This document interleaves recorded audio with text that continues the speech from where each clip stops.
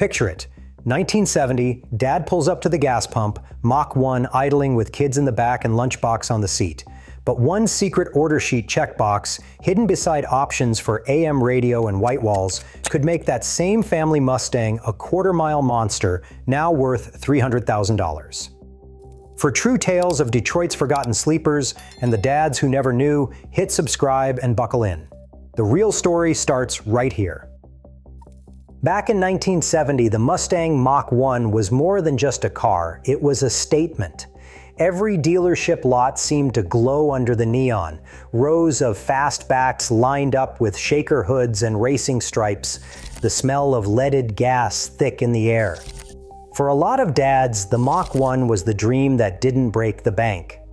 You could get one for around $3,500, load the kids in the back, and still have enough left over for a tank of regular at 39 cents a gallon. Ford knew their audience. The brochures promised style and speed, but also practicality, a car for the young family man, or maybe the Vietnam vet starting fresh. Under the hood, even the base 302 V8 had enough punch to make the morning commute interesting, and if you wanted more, there was a menu of bigger engines, 351, 390, or the mighty 429. Most buyers stuck with sensible options. Insurance agents kept a sharp eye on engine codes, and salesmen were quick to steer responsible fathers towards something that wouldn't get them in trouble, or at least wouldn't empty their wallets at the pump. Still, every Friday night, you'd hear a Mach 1 rumble past the drive-in, radio playing the latest jingle, maybe a dad taking a test drive that lasted a little longer than he told mom. The Mach 1 was everywhere. School parking lots, church, the Safeway on Saturday. It was the all-American muscle car that didn't need to shout. But here's what nobody told your dad at the dealership. Sometimes, buried deep in the order form, was a single option that could turn that family Mustang into something else entirely. So before you toss out those old glove box papers, you might want to take a closer look. And if you've got a Mach 1 story, drop it in the comments and hit subscribe. You never know what your dad's car was really hiding. Buried somewhere in the fine print of a 1970 Ford order sheet, there was a line most dads never saw, option A6. No glossy photos, no bold print, just a couple of columns over from the AM radio and rear defroster. That single checkbox was the gateway to the drag pack. A package so secretive, even many salesmen missed it. On paper, it sounded like a bundle of technical jargon. 3.91 or 4.30 gears in a beefy 9-inch rear end. A Detroit locker that could make both rear tires spin in perfect unison. An external oil cooler hanging off the radiator support. And if you ticked just the right engine code, a set of forged pistons, a solid lifter cam, and a Holly carb big enough to water a small lawn. The Drag Pack quietly transformed a Mach 1 into a Super Cobra Jet, with internals meant for the drag strip, but no extra badges to give away the secret. Most buyers never realized what they had bought. It wasn't in the dealership window sticker, and unless you crawled under the car and read the axle tag or tore into the engine, you would never know. Out of the tens of thousands of Mach 1s built in 1970 and 1971, only a sliver, maybe 150 to 200 cars, left the factory with the real drag pack hardware. That's less than 1 out of every 400. So while Dad was picking up groceries, his car might have been one of the rarest street-legal drag machines Detroit ever built. The next time you find an old order form or a build sheet stuffed in a family photo album, take a closer look at those codes. Who knows, your dad's sleepy Mustang might have been a wolf in sheep's clothing all along. And if you have got a story like that, drop it in the comments and make sure you're subscribed. The real shock comes when you find out what these cars can actually do. Drop a Drag Pack Mach 1 onto a quarter-mile strip, and the numbers do the talking. With the right box ticked, that quiet family Mustang suddenly laid down more than 425 honest horsepower, never mind the 375 on the window sticker. Deep in the rear axle, a Detroit locker and 4.30 gears turned every green light into a launch sequence. The exhaust note was all business, and the Holly carb gulped air like a kid with a milkshake after Little League. Some cars wore Magnum 500 wheels and a shaker poking through the hood, but on the outside it was still just another Mach 1 until the light turned green. Take a local legend like Bob Watson, known as Maverick, at the Pomona Strip. His Mach 1 looked ready for the PTA meeting, but at the 1971 Winter Nationals, it lined up next to a Corvette and left the Chevy chewing dust. Low 13-second quarter miles weren't just a magazine fantasy. Watson's best slip read 13.1 at over 105 miles per hour, straight off the showroom floor, no headers, no slicks. That kind of time put the Mustang right in the crosshairs of the era's fastest street cars and left more than a few bow-tie owners scratching their heads. Most folks never guessed what was lurking under the skin.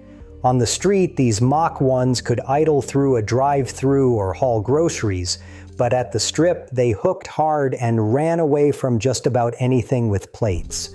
Imagine finding out years later that your dad's old car could have dusted half the field at the local dragway.